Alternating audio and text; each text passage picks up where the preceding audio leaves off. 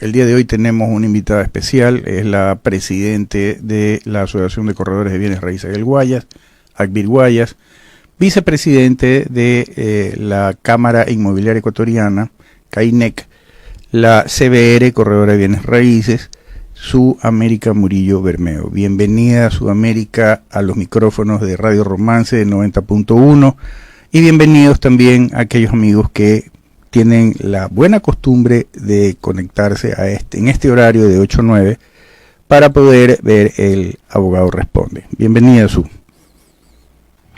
Hola, maestro, ¿cómo estás? Buen día a todos los que nos escuchan. Muchas gracias por la invitación. Para mí es siempre un gusto colaborar en todo lo que pueda.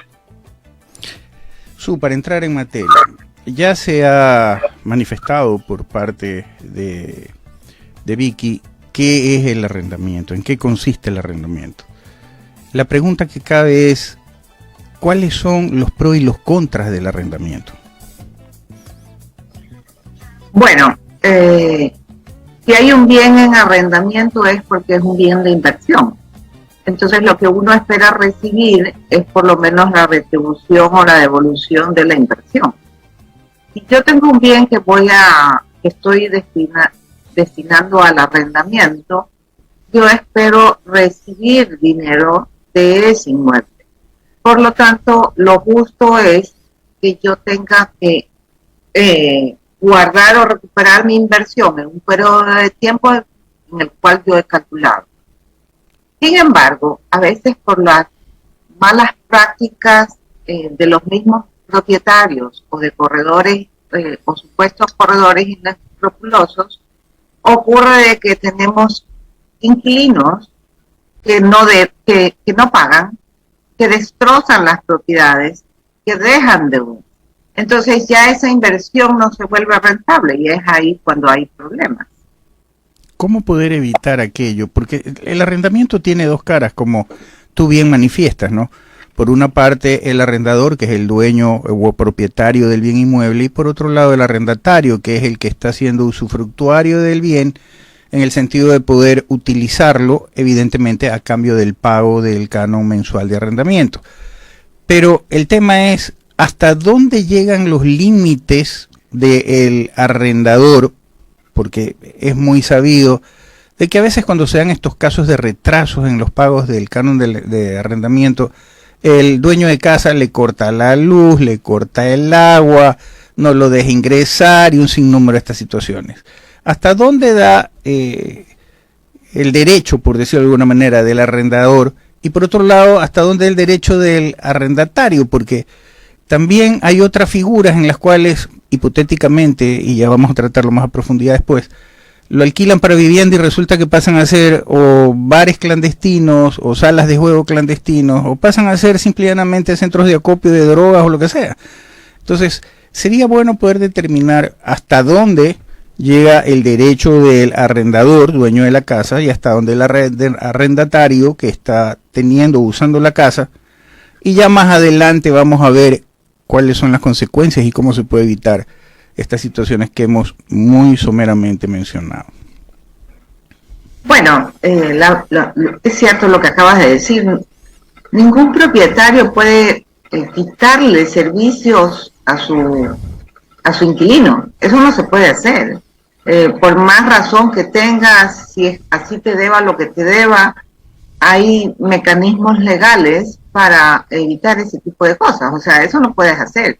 Nadie, así seas el propietario del edificio, el propietario del departamento, de la casa, no le puedes quitar ni el agua, ni la luz, ni impedirle la entrada a su inmueble, porque pague o no pague, pues ha firmado un contrato, y de eso se trata, que si la otra parte no ha cumplido con la condición de pago, pues tú no tienes por qué quitarle a esa persona el acceso al inmueble.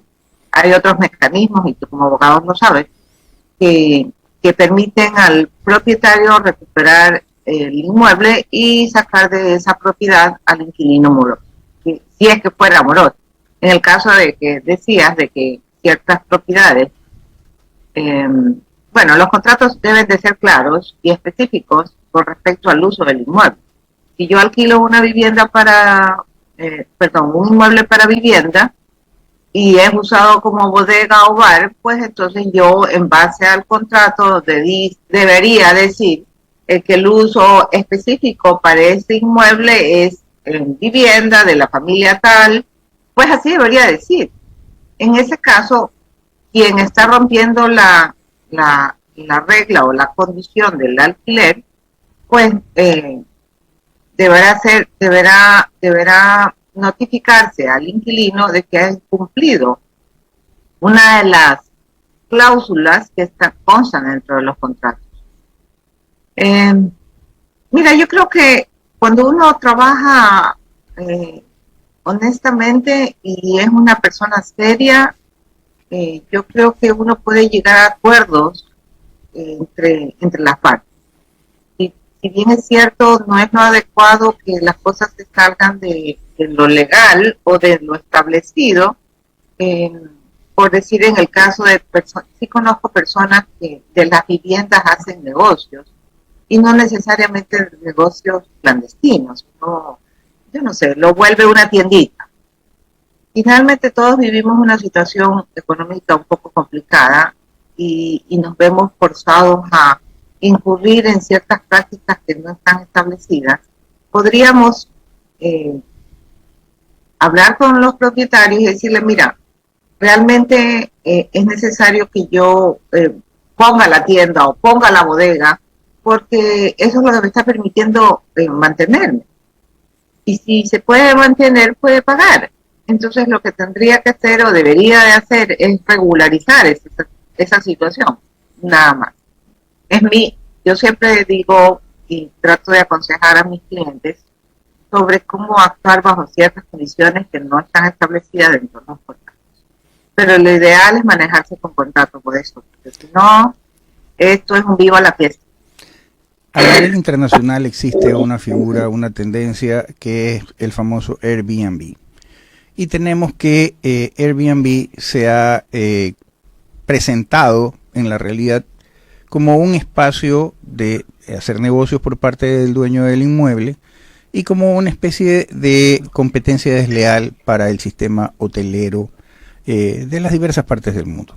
De hecho, hay edificios acá en Guayaquil, en Puerto Santana, no vamos a mencionar los nombres, en que el 80% de los mismos, por no decir el 90% de los mismos, sus propietarios los han puesto al servicio de esta plataforma de arriendo de Airbnb, ya sea por un día, 2 días, fin de semana, lo que fuere.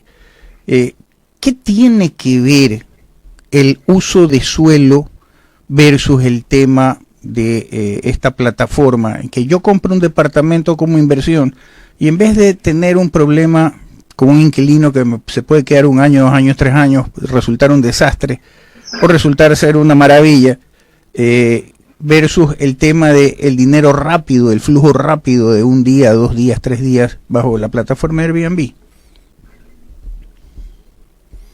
Bueno, el uso de suelo, básicamente. Sí, yo creo que todos los municipios tienen exactamente el mismo problema y no es a nivel de Ecuador ni siquiera. Lo he visto en otros países de Latinoamérica en donde están buscando mecanismos para gravar con impuestos y regularizar este tipo de cosas, porque es muy cierto lo que acabas de decir. Mucha gente invierte en departamentos de lujo o departamentos medios altos, los equipa totalmente y los pone al servicio de Airbnb. Es una competencia desleal porque ellos por lo general no pagan impuestos. Porque si lo hacen de manera comercial deberían grabar IVA y deberían declarar, lo cual no ocurre. Entonces se vuelve una evasión constante y generalizada de impuestos. Que los municipios deben hacer algo, tengo entendido que por lo menos aquí en la costa están buscando mecanismos en Salinas y aquí en el Guayas para ver de qué manera controlan el tema del Airbnb. Porque sí, hay zonas específicas en donde son muchos los departamentos que es un hotel, o sea, sube, baja gente que usa los departamentos y realmente sí es malo para nuestro sector hotelero, es malo. Pero yo no sé cómo el municipio pueda regularizar eso, porque yo creo que ya debería ser un tema de eh, levantar como un censo o abrir el registro de todas las propiedades que se dedican a este tipo de uso, porque ¿cómo lo controlas, Modesto? Si los edificios tienen administración y la administración no está regida por nadie, no está controlada por nadie, ¿qué haces ahí? Si todo el mundo hace de sus propiedades lo que les da la gana y no hay ningún control. Entonces, la única manera donde se me ocurriría ahí, porque cuando tú haces, y es más, este tipo de alquileres temporales no se registran, pues no van a las notarías, no se hace firma contrato, entonces el Consejo de Legislatura jamás se entera, entonces ¿cómo lo controlas? Lo único que se me ocurre es que se abra un registro y ¿cómo se dice? Se abra un catastro de departamentos o propiedades que se renten por ese sistema, porque sería la única manera de un poco de controlarlo. Estamos con la CBR, Corredora de Bienes Raíces Sudamérica Murillo Bermeo, presidenta de la Asociación de Corredores de Bienes Raíces del Guayas, ACBIR-G, y vicepresidente de la Cámara Inmobiliaria Ecuatoriana, CAINEC. Manifestábamos que qué herramientas se pueden utilizar por parte del arrendador para poder determinar de alguna manera si el postulante a inquilino tiene o no tiene la capacidad económica para poder alquilar el bien y no tener estos contratiempos de la falta de pago, retrasos en los pagos, etcétera. Gracias, Modestito. Bueno, pienso que es indispensable conocer al inquilino o al potencial inquilino. Todas las personas tienen o deberíamos tener historial suficiente como para rentar, ¿no? ¿A qué me refiero historial suficiente? Debo de tener una historia crediticia, debo de tener una historia laboral, debo de tener historial financiero o bancario. Por lo tanto, cuando un inquilino o un potencial inquilino desea rentar una propiedad nuestra, lo que deberíamos hacer es pedirle toda la información con respecto a sí mismo y a un garante. Hay gente que piensa que porque paga adelantado o porque paga el año completo, no necesitas un garante. Pues no, sí necesitas un garante porque el contrato no se termina, o a menos de que se haga un contrato fijo a un año y después el año la propiedad se desocupe. Sin embargo, yo recomiendo que no. Yo creo que no es prudente en términos de seguridad financiera no contar con un garante a la hora de firmar un contrato. Después de que yo he investigado todo lo que es su historia laboral, historia financiera, le he pedido roles de pago, le he pedido certificados bancarios, me voy a sacar un registro de buró de crédito. Entonces ahí voy a ver cuál es su comportamiento o su capacidad de endeudamiento. ¿Por qué su capacidad de endeudamiento si no me va a comprar nada? Porque finalmente el hombre tiene que pagar. Entonces, si tiene deudas que pagar, va a pagar sus deudas, no va a pagar el alquiler. Entonces, si sus ingresos son más bajos que sus deudas, no va a tener plata para pagar. No tiene sentido. Entonces, el buró de crédito nos dice eso. ¿Cuál es su nivel de endeudamiento? ¿Cuál es su registro de pago? Ahí vemos si sus comportamientos de pagos han sido óptimos o han sido deficientes. Si han sido deficientes, entonces es un inquilino que siempre está acostumbrado a registrar atrasos en sus pagos. Entonces sí es importante este tipo de temas. La gente subestima lo que le dice un reporte de buró de crédito, pero es súper importante. Hay que saberlo leer, nada. Una pregunta, Su. Así como en el campo laboral existe la facultad de solicitar un reporte del anterior empleador, esto es un certificado del anterior empleador, el certificado de trabajo, ¿qué posibilidades o qué tan oportuno, legal o qué tan conveniente sería también solicitarle al postulante para ser inquilino un certificado de su arrendador anterior? Sería espectacular. Pero ¿a quién se la pedimos? Yo he visto falsificar firmas. Imagínate si le pido al potencial cliente que me traiga un, un, un certificado de su anterior inquilino. El señor es de primera, súper cumplido, súper ordenado, me dejó limpiecita la propiedad. Entonces, si todo es maravilloso, ¿para qué lo deja ir? Claro. Quédese que lo inquilino nomás. Entonces, hay cosas que son probables y factibles, hay cosas que las veo un poco complicadas, ya dejándome reír un poco. Pero, claro, sería súper bueno que haya un registro de contratos o de inquilinos, pero ¿cómo lo medimos? O sea, no, desgraciadamente no hay un estándar. Hay gente que va a un cyber y en el cyber le hacen el contrato. Jesucristo, ¿qué poder puede tener o qué seguridad puede ofrecerle ese contrato que lo hace alguien que maneja un cyber? Por favor, no crea que está ahorrándose plata, está gastando plata porque eso le va a costar muy caro. Entonces, use los recursos que tiene disponible, use un abogado, busque un corredor calificado. O sea, no, un cyber sale muy caro, o sea, no es barato. Entonces, bueno, yo considero que es poco probable. Sería estupendo alcanzar ese logro de registrar todos los contratos y contar con una base de datos que nos indique qué cliente es buen pagador, cuál es mal pagador, cuál ha sido su comportamiento de pago, cómo entregó la propiedad.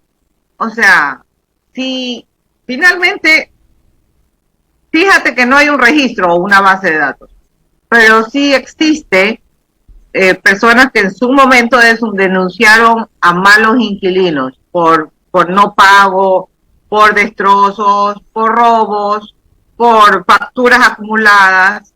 O sea, sí existe y eso está registrado en el Consejo de la Judicatura, que nosotros podemos tranquilamente, cualquier ciudadano en Ecuador puede entrar al Consejo de la Judicatura, ingresa el número de cédula de la persona solicitante y le va a salir todo el historial. Es más, señores, creo que tenemos la obligación, por lo menos los que trabajamos en bienes raíces, de atender los requerimientos o las necesidades de información de nuestros clientes.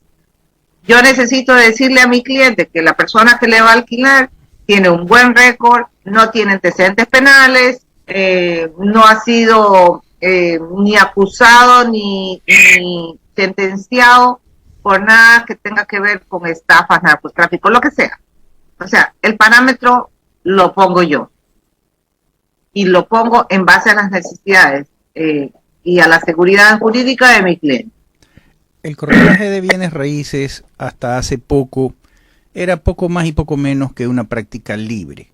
No era considerado profesional, no era considerado como una carrera profesional. Hoy ya lo es. El Código de Comercio reformado ya lo establece como profesión. Y entonces resulta que hay ciertas obligaciones que todavía no se implementan, como por ejemplo de que el SRI tenga que registrar los contratos, cuál es la comisión, quiénes intervienen, porcentaje de comisión, etcétera. Lo mismo los registradores de propiedad y los notarios.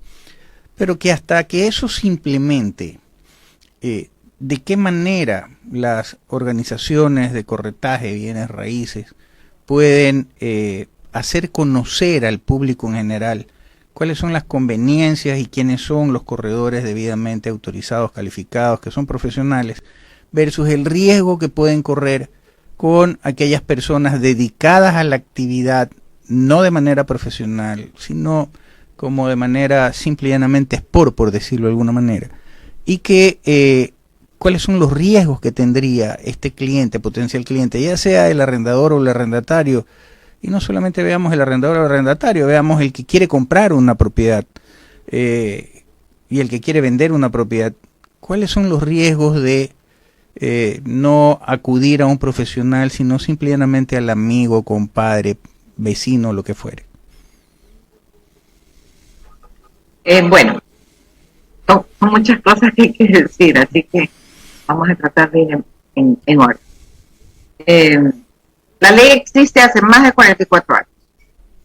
Que la desconocemos es otra cosa.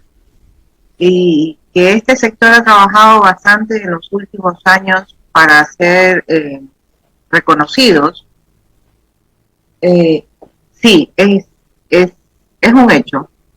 Sin embargo, yo creo que recién ahora último hemos logrado reconocimiento por parte de las instituciones de control. Nos ha costado muchísimo que el Ministerio de Trabajo, por decir, ahorita estamos trabajando en el levantamiento del perfil del corredor de bienes raíces. Es indispensable que esto se logre para estandarizar procesos, estandarizar conocimientos, porque el nivel de todos los corredores, el nivel profesional o de capacitación a nivel de Ecuador no es estándar. Entonces no es lo mismo un corredor de bienes raíces, y disculpen que voy a poner de ejemplo, no es lo mismo un corredor de bienes raíces en el Guayas que un corredor de bienes raíces en Santo Domingo de los Colorados. Porque no ha, primero, Advir Guayas es la institución más antigua que tiene, tal vez ha logrado la mayor cantidad ha alcanzado la mayor cantidad de logros de innovación, tenemos presencia en el mercado, nosotros damos full capacitación, tenemos varias alianzas, incluso con colegas de otras asociaciones, tenemos consorcios, hemos formado consorcio con Advir Azuay, logrando dar muchos servicios, no solamente a nuestros asociados, sino finalmente a donde va el objetivo nuestro es atender al cliente que está en la calle, al ciudadano que merece una buena atención, que merece un servicio de calidad, no un profesional a medias, un profesional que le mete la pata, no, ese no quiere. Entonces, eso es lo que estamos tratando, por eso involucramos al Ministerio de Trabajo para el levantamiento del perfil y ahorita estamos trabajando con el MIPRO, porque el MIPRO es nuestro órgano rector, y buscar alianzas o que se nos escuche a nivel del SRI. Hemos tenido muy buena acogida con el Ministerio de Vivienda. Entonces sí son cosas que hemos venido trabajando. ¿Y por qué? Porque las estafas se dan, porque las personas que alquilan, si yo soy propietario o como dijiste hace un rato, si yo busco propiedades, lo que quiero es que me atiendan bien, que me den un buen servicio, que no me hagan meter la pata, no me hagan hacer un mal negocio. Si yo estoy invirtiendo en una propiedad y quiero comprar la propiedad, quiero saber que esa propiedad tiene los papeles en orden, que vale lo que me están pidiendo, no estoy pagando sobreprecio. O sea, eso es lo justo, eso es lo ético, es lo correcto, es lo que buscamos en los corredores de bienes raíces hoy día. No corredores multimillonarios que se hacen la plata por medio de malos trabajos o de una mala práctica, y eso es lo que queremos evitar. Entonces, que hay gente que no le gusta, está bien, hay gente que no le gusta estar controlada, hay gente que prefiere estar fuera de la ley, está bien. Y aquellas personas que se molestan porque creen que por tener su licencia, no señores, la ley cambió. En 2019 el Código de Comercio reformó la ley. Entonces la licencia no sirve de nada. Eso es como decir que alguna vez sacaron la licencia de conducir y porque creen que la sacaron una vez ya los acreedores a tener la capacidad para manejar. No, no es así.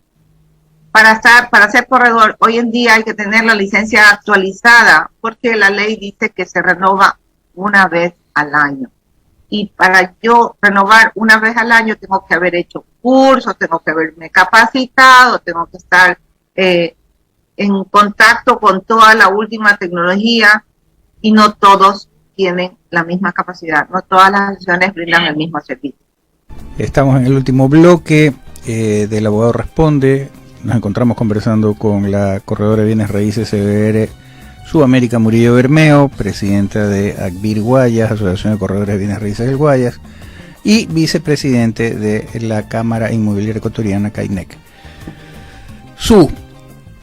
La pregunta del millón es, ahora con tanto plan de vivienda barato que hay por parte ya sea del gobierno seccional o del gobierno nacional, la pregunta del millón es comprar o alquilar, porque en un momento determinado resulta mucho más barato el pago de la cuota de la compra de una de estas viviendas versus el pago del canon de arrendamiento de una habitación, un departamento y tal. Por ejemplo, en los sectores populares existen alquileres de 200, 300, hasta $500 en un momento determinado. Y los planes de vivienda habitacional populares tienen cuotas de $100, $200, etcétera. ¿Qué es más conveniente? ¿Comprar o arrendar? En primer lugar. En segundo lugar, siempre al último hago dos preguntas. En segundo lugar, los corredores de bienes raíces están dedicados solamente a los sectores inmobiliarios de alta gama o también se dedican a temas inmobiliarios, ya sea agrícolas o también en los sectores populares, urbanos marginales, como se les denomina vulgarmente.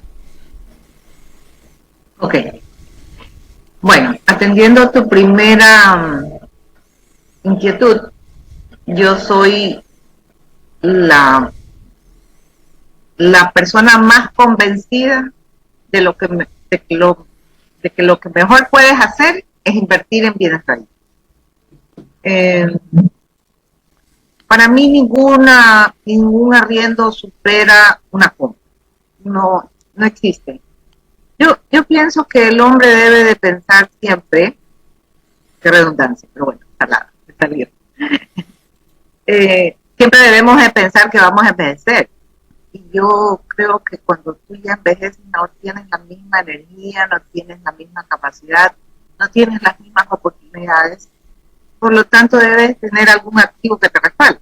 Entonces, si tú comienzas a comprar una propiedad, en donde sea, a cualquier nivel, no importa, siempre que sea una propiedad que puedas usar. No, a veces lo que no es conveniente es comprar bienes improductivos, como terreno. O sea, para tener un terreno debería tener una suite, porque no me alcanza para hacer una casa, pero debería comenzar por ahí. Entonces, este concepto para mí es indispensable. Yo creo que todos tenemos la obligación de contar con inmuebles para envejecer. En algún momento vamos a dejar de producir. Entonces, cuando dejemos de producir, y Dios no quiera, pero nos vayamos a enfermar o tengamos alguna emergencia, pues siempre será bueno contar con un inmueble. Así que no importa cuánto valga la propiedad, no importa qué tipo de propiedad, mientras yo la pueda rentar o la pueda ocupar, es una excelente inversión. Y si la puedo pagar, muchísimo mejor. Creo que eso es lo más importante. Yo debo de comprar aquello que yo puedo pagar, no meterme a comprar bienes que no puedo cubrir porque mis ingresos no me alcanzan. O sea, no me lo permito. Eso con respecto a la primera pregunta. Sí, hay muchísimas propiedades ahorita disponibles como para viviendas VIP y viviendas LIS, que incluso tienen ciertos beneficios. Sin embargo, para comprar ese tipo de inmuebles hay que reunir ciertas características, entonces hay que tener en cuenta ese tipo de cosas. Pero invertir siempre es lo mejor, Modesto. Yo creo que todos tenemos la obligación de tener bienes como parte de nuestro patrimonio. No un carro se deprecia, una casa no se deprecia, una casa se revaloriza. Lo que se deprecia son los metros cuadrados de construcción, pero acuérdense que el costo, el poder adquisitivo de la moneda hace que los bienes terminen costando más, porque no es lo mismo un cemento hoy día o 10 años atrás, no cuesta lo mismo. Entonces las cosas se van revalorizando. Bueno, pero eso es un tema larguísimo, que creo que no hay chance para hablar. Y con respecto al segundo tema, repíteme tu pregunta para La segunda pregunta era, en el imaginario colectivo existe la idea errónea, a mi manera de ver, de que los corredores de bienes raíces solamente se dedican a aquellas urbanizaciones o bienes que tienen un rango medio alto, alto o medio alto, como que no se dedican ni al tema agrícola, ni a las propiedades agrícolas, y tampoco se dedican a aquellos sectores que son plenamente medios o sectores populares, por decirlo de alguna manera. Decirte, bienes en el Guasmo, bienes en la Trinitaria, Prosperina, etcétera, etcétera. Que hay buenas edificaciones, por cierto, déjame decírtelo. Edificaciones de 2, 3 pisos, 4 pisos, edificios y bodegas bastante importantes. Entonces, los corredores de bienes raíces, asociaciones como a la que te perteneces, ¿se dedican también a esta actividad o esas son justamente las de el compadre, el amigo, el pariente, el primo que lo hacen de a por libre, como dicen los españoles? Ok. Hay dos cosas, bueno, hay muchos aspectos que tocar en esto. Primero, yo siempre digo que yo hablo en base a mi experiencia. Yo vendo propiedades en el centro, en el sur, en el norte, en donde sea. Y vendo todo tipo de propiedades. Yo solamente digo que trabajo con una condición indispensable, que es trabajar bienes en exclusiva. Pero yo puedo trabajar cualquier cosa. Yo no estoy especializada, hay personas que sí se especializan. Mi única especialidad es que yo trabajo bienes en exclusiva. Eso quiere decir que solo yo los vendo, porque así puedo manejar la información, todos los documentos legales, hago un estudio de mercado. Ese es mi trabajo. Así trabajo yo y realmente me ha ido muy bien. No me especializo en bienes en el norte o bienes en el sur o bienes industriales o bienes agrícolas. Bueno, no todos tenemos la misma capacidad. Yo tengo algunas experticias que me permiten hacer un trabajo más amplio tal vez. Pero sí hay gente que se dedica exclusivamente a zonas de San Borondón, hay gente que se dedica exclusivamente a zonas en el sur, pero o a zonas o a bienes industriales o bienes comerciales. Hay gente sí especializada en nuestra asociación que definitivamente se dedica o solo a agrícolas también o solo residenciales. Sí hay, sí. Creo que hay mucha gente que ya se ha comenzado a especializar, dependiendo del tipo de inmueble o dependiendo de la zona donde se ubica el inmueble. Eso. Y la segunda cosa es que yo creo que por temas de seguridad hay muchas cosas que hemos dejado de hacer. La verdad es que justamente el otro día alguien buscaba un corredor de bienes raíces para la isla Trinitaria. Y nadie quería ir por el miedo a ser asaltado o agredido, y no porque diga que la isla Trinitaria roba, porque ahorita te roba en todos lados, en San Borondón, en las Lomas de Urdesa. Recién acabo de ver hace pocos días un robo frente ahí al pie de las canchas de tenis arriba en las Lomas de Urdesa. Son sectores que supuestamente están respaldados, protegidos, que tienen seguridad, que cuentan o por lo general se suele ver policía por ahí, pero Guayaquil se vuelve una ciudad tan insegura y yo creo que muchas personas hemos dejado de hacer ciertas cosas o recorrer ciertas zonas, pero es un tema de inseguridad que esperemos que en algún momento esto cambie, porque nos está limitando, nos está deteniendo a hacer un poco de cosas que tal vez antes estábamos acostumbrados a hacer. Pero en todos lados hay gente que se especializa en esto, sí hay. Probablemente en algunas zonas haya más personas, como la zona de San Borondón residencial, hay muchos corredores de bienes raíces que ahorita se dedican a atenderla. No todos son corredores profesionales, y me refiero a corredores profesionales certificados. hay muchos corredores informales que son muy buenos, que trabajan muy bien, y esperemos que en algún momento esos corredores certificados, perdón, informales, se certifiquen, porque yo creo que hay muy buenos elementos afuera que pudieran ayudar a que la asociación y el grupo de trabajo de corredores profesionales en el Ecuador se fortalezca. Creo que es importante. Bien, estamos ya próximos a concluir. Una sola pregunta. En los sectores marginales es mucho más complicado poder tener el histórico de la propiedad. Y es más, la mayoría de aquellos sectores han surgido como invasiones y ese bien que se ha construido ahí en ese terreno de la invasión, mientras no sea entregado oficialmente por la municipalidad o por el gobierno, digamos que solamente tienen posesión. Sobre esas tierras, sobre esos bienes, los corredores de bienes raíces yo creo que son indispensables en ese sentido para poder darle cierto direccionamiento a quien está interesado a comprar en esas zonas, porque son zonas de pueblo de desarrollo muy importantes a futuro. Siempre los sectores que fueron marginales en un momento determinado pasan a ser luego sectores de clase media, sectores inclusive con bodegas industriales y tal. El Guasmo, por la cercanía del puerto marítimo, ha tenido un desarrollo espectacular en ese sentido, por decirlo de alguna manera, lo mismo la Trinitaria y tal. ¿Qué posibilidades habría de que alguien que esté interesado en la compra de algún bien por ahí, ya sea para vivienda o sea para negocio, lo que sea, pueda recurrir a una asociación de corredores o acudir a un corredor certificado para poder obtener la información que tú bien manifiestas? Bueno, yo soy muy radical en lo que voy a decir y creo firmemente en lo que te voy a expresar. Yo considero que no es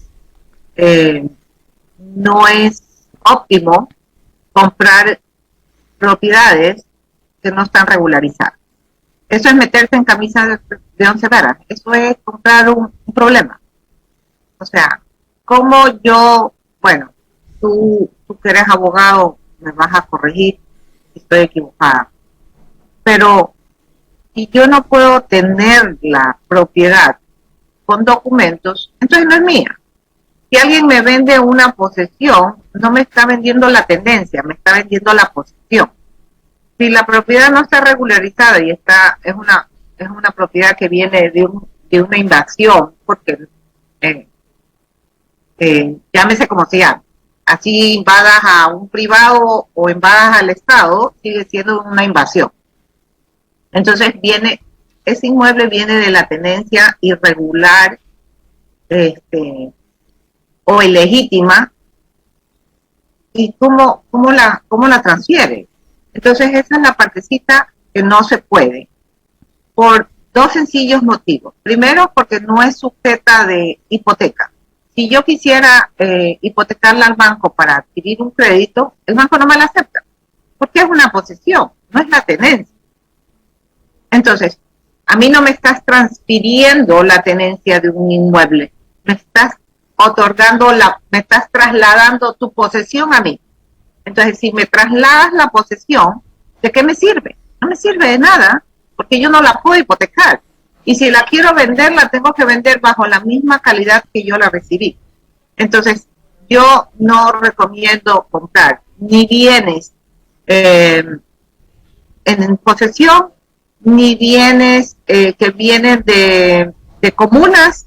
Hay muchísima gente que compra bienes comunales, y comunales me refiero a las comunas de nuestra provincia o a las comunas de la provincia de Santa Elena, que son bienes comunales.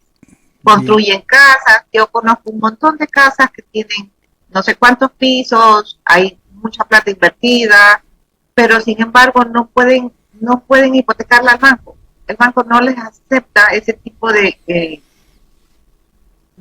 figura jurídica para poder constituir una hipoteca. Clarísimo, Su, estamos desgraciadamente sobre el tiempo. Clarísimo, agradecerte por tu intervención. Ha sido evacuadas la mayoría de las preguntas y de las inquietudes.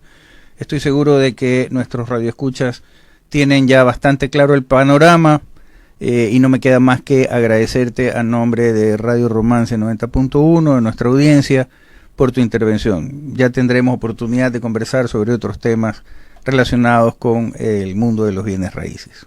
Un abrazo.